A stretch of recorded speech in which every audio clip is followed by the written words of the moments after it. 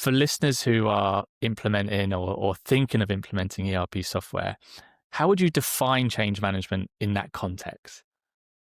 Okay, so from my perspective, and in a nutshell, okay, change management looks at where we are today in the organization and then where we need them to be. And it looks at the strategies of how we bridge the gap between those two things, which in essence sounds so simple. But I think we all know that when we're dealing with one complex change and lots of different sort of people with different Hmm. requirements, we start to introduce lots and lots of complexities.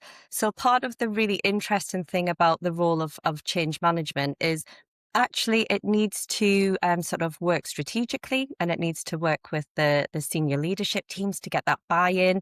And then really importantly, it needs to deliver.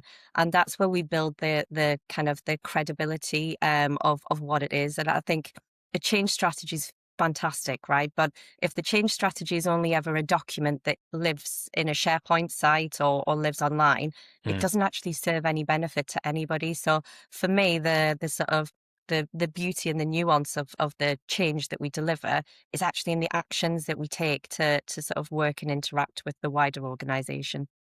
And